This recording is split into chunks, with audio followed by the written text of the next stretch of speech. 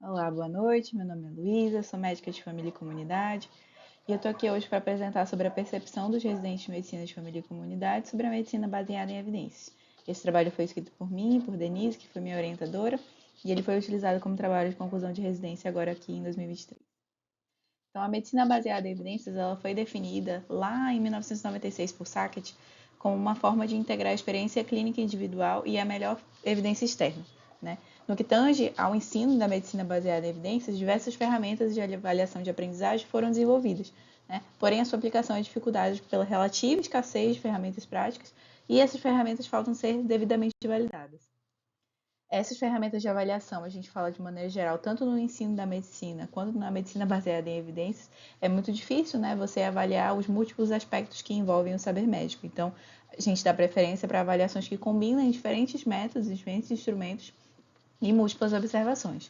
Na medicina baseada em evidências, a gente pode avaliar a percepção, a atitude, a prática e o conhecimento. As atitudes em relação à medicina baseada em evidência, elas são fortes preditores do comportamento futuro, né? E tem a evidência de que as crenças dos alunos no benefício do MBE estão relacionadas com o grau com que eles vão implementar essa prática no futuro.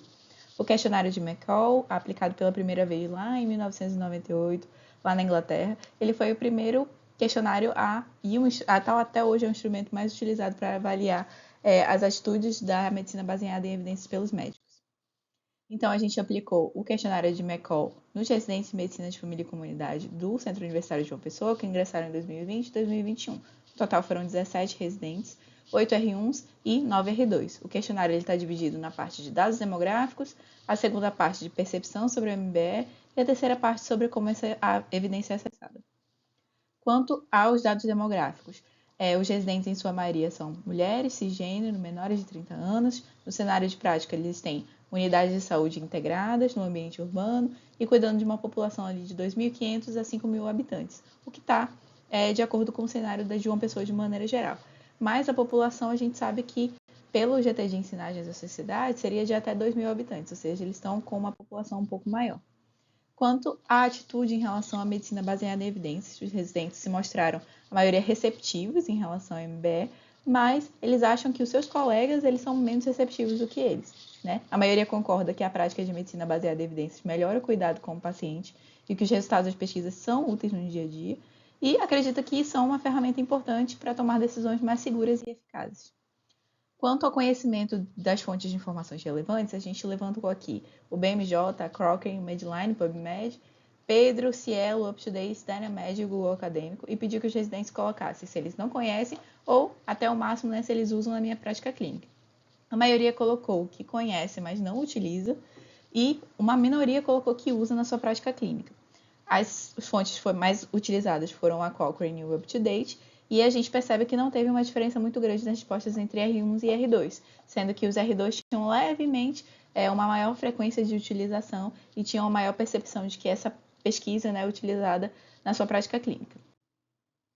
Sobre o entendimento dos termos técnicos utilizados na medicina baseada em evidências, a maioria tem uma boa autopercepção do conhecimento desses termos, né? Risco relativo, risco absoluto, odds ratio, meta-análise. A maioria coloca que entende pouco ou entende conseguir explicar para as outras pessoas.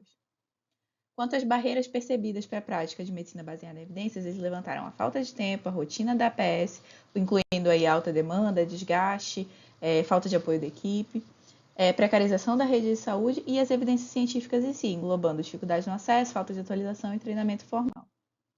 A maioria dos residentes acredita que a melhor forma de sair da medicina baseada em opiniões para a medicina baseada em evidências seria através da avaliação da revisão da literatura primária e revisões sistemáticas propriamente ditas, mas poucos deles utilizam esse tipo de avaliação. Né? A maioria prefere resumos obtidos de revistas literárias.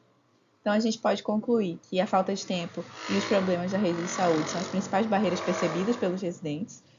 A maioria deles está assistindo uma população acima do recomendado.